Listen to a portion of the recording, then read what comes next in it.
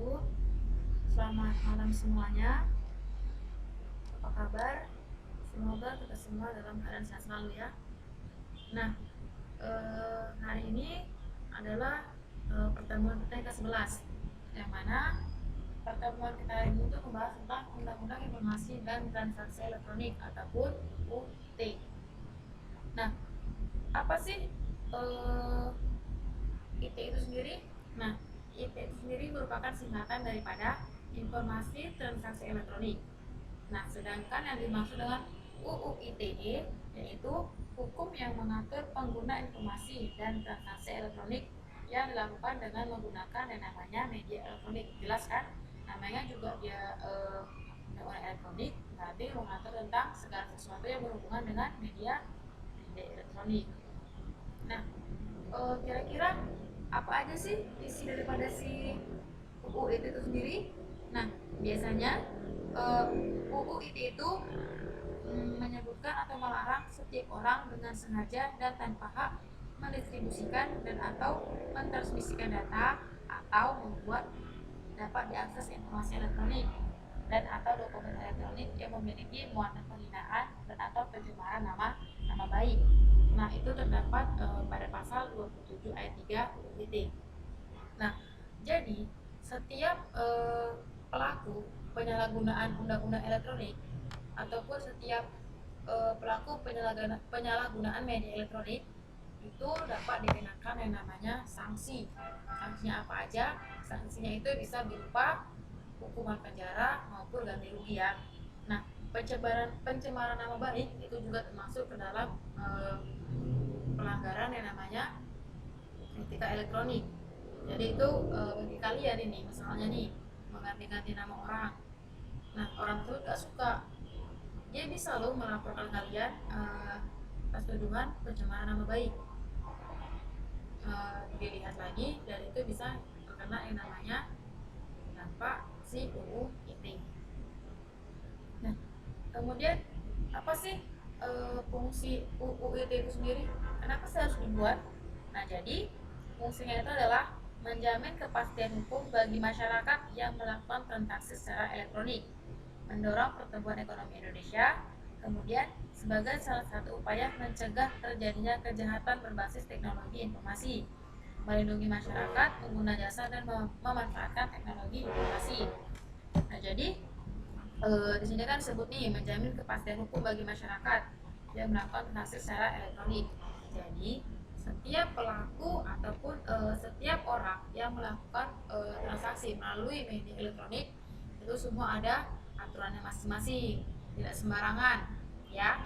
Jadi jangan sekali-sekali ibaratnya ini Facebook kok, terserah aku dong mau ngapain aja, terserah aku dong mau buat apa aja, terserah aku dong mau upload foto atau video apa aja. Nggak bisa ya.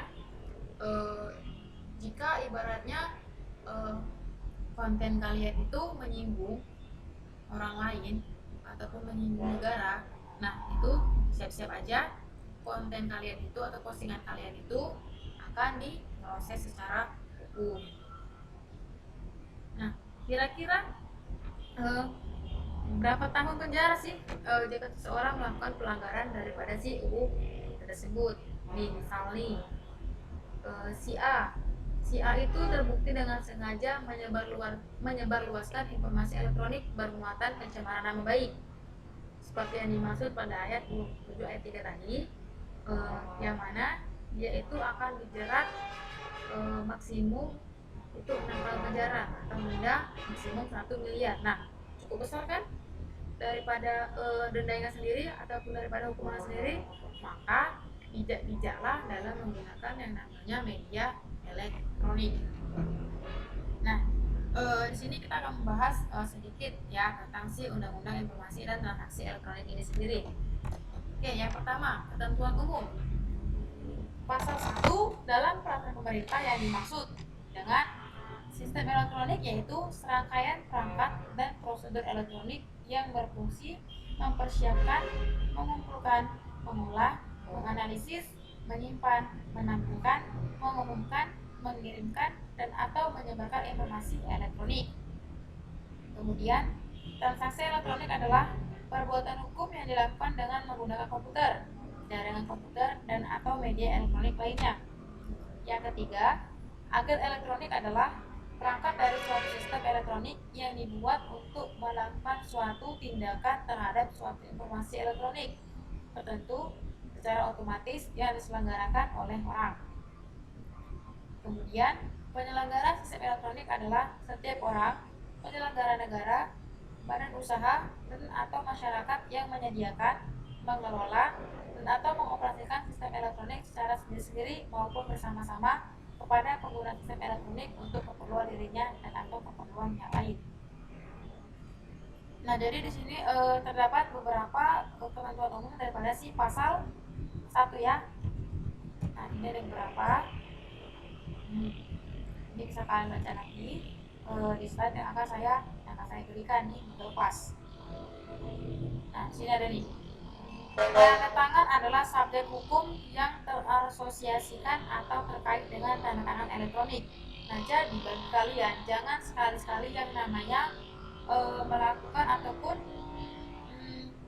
memasukkan berkas kemudian menyalahgunakan yang namanya tanda tangan elektronik.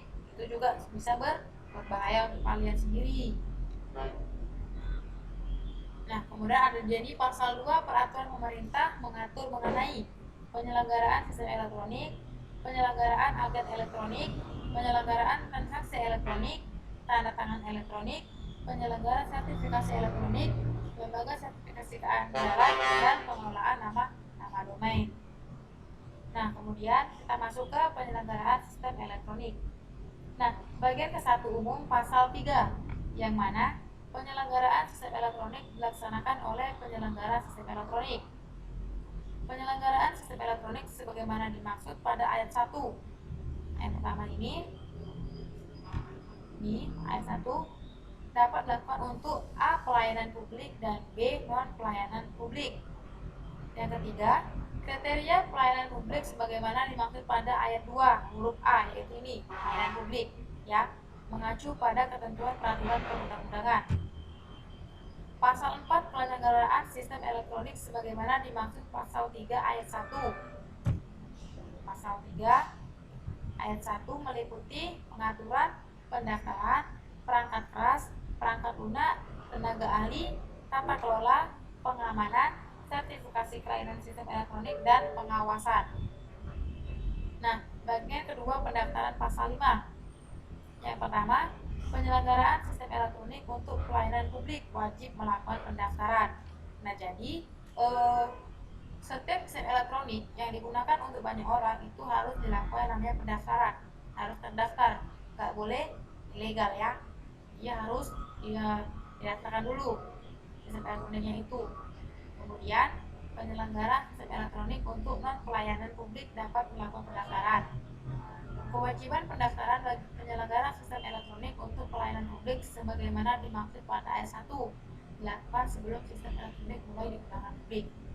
Yang keempat, pendaftaran sebagaimana dimaksud pada ayat 1 dan ayat 2 diajukan kepada menteri. Yang kelima, ketentuan lebih lanjut mengenai tata cara pendaftaran sebagaimana dimaksud pada ayat 1 dan ayat 2 diatur dalam peraturan menteri. Jadi menteri yang atur ya, bukan kita buat-buat sendiri. Kemudian bagian ketiga perangkat keras pasal 6. Perangkat keras yang digunakan oleh penyelenggara sistem elektronik harus A. memenuhi aspek interoperabilitas dan kompatibilitas dengan sistem yang digunakan, memperoleh sertifikat kelayakan dari menteri, mempunyai layanan dan dukungan teknis, memiliki referensi pendukung, memiliki jaminan ketersediaan suku cadang paling sedikit 3 tahun. Ini sama dengan seperti garansi ya. Kemudian memiliki jaminan kejelasan tentang kondisi kebaruan dan memiliki jaminan bebas dari tertulut. Jadi itu benar-benar harus dia oke, nggak boleh lagi namanya ada dia gagal atau cacatnya. Kemudian penyelenggaraan sistem elektronik wajib memastikan netralitas teknologi dan kebebasan memilih dalam penggunaan perangkat keras. Menteri menetapkan standar teknis perangkat keras yang digunakan oleh penyelenggara sistem elektronik. Tentuan lebih lanjut mengenai standar teknis perangkat keras sebagaimana dimaksud pada ayat 3 diatur dalam peraturan menteri. Nah, kemudian penyelenggaraan agen elektronik. Yang pertama, bagian ke-1 alat elektronik pasal 34. 1. Penyelenggara sistem elektronik dapat menyelenggarakan sendiri sistem elektroniknya atau melalui penyelenggara agen elektronik. Yang kedua, agen elektronik dapat berbentuk visual, audio, data elektronik, dan bentuk lainnya. Nah, pasal 35 yang pertama, agen elektronik wajib memuat atau menyampaikan informasi untuk melindungi hak pengguna yang paling sedikit meliputi informasi mengenai A. Identitas penyelenggaraan agen elektronik, objek yang ditransaksikan, kelayakan atau keamanan agen elektronik, tata cara penggunaan perangkat, dan nomor telepon pusat pengaduan. Nah, agen elektronik wajib memuat atau menyediakan fitur dalam rangka melindungi hak pengguna sesuai dengan karakteristik agen elektronik yang digunakannya. 3. Fitur sebagaimana dimaksud pada ayat 2. Nah, ayat 2 tadi dapat berupa fasilitas melakukan koreksi, membatalkan perintah, memberikan konfirmasi atau rekonfirmasi, memilih meneruskan atau berhenti melaksanakan aktivitas berikutnya, melihat informasi yang disampaikan berupa tawaran kontrak atau iklan, dan atau mengecek status berhasil atau kegagalan transaksi. Nah, jadi dia tuh harus menyediakan fitur-fitur yang ini tadi, ya. Tuh kita sediakan fitur-fiturnya. Nah, kemudian pasal 36, agen elektronik dapat diselenggarakan untuk lebih dari satu kepentingan penyelenggara sistem elektronik yang didasarkan pada perjanjian antar pihak. Perjanjian sebagaimana dimaksud pada ayat 1 harus memuat paling sedikit hak kewajiban, tanggung jawab, mekanisme pengaduan dan penyelesaiannya, jangka waktu, biaya, cakupan layanan, dan pilihan hukum. Oke, jadi ini saja materi kita minggu ini. Nah, intinya kita sebagai pengguna media elektronik itu harus berhati-hati. Kenapa? Salah sedikit aja atau menyinggung sedikit aja produk ataupun ucapan kita, postingan kita itu semuanya dapat diproses secara hukum. Nggak mau kan gara-gara salah panggil orang atau salah upload atau apa kita terjerat yang namanya hukum. Nggak mau kan? Saya juga mau, pasti kalian juga tidak mau. Jadi bijak-bijaklah dalam menggunakan yang namanya media elektronik, termasuk juga sebagai media sosial kalian. Jangan karena itu punya kalian jadi kalian suka-suka hati kalian, nggak bisa, karena setiap postingan kalian itu dapat dilihat oleh banyak orang, bukan hanya satu orang melainkan satu dunia. Nah, sampai sini aja pertemuan kita untuk minggu ini. Kita sambung untuk minggu depan. Mohon maaf atas segala kesalahan. Jika ada yang kurang jelas dapat ditanyakan. Saya akhiri dengan Assalamualaikum warahmatullahi wabarakatuh. Selamat malam dan salam sehat. Terima kasih.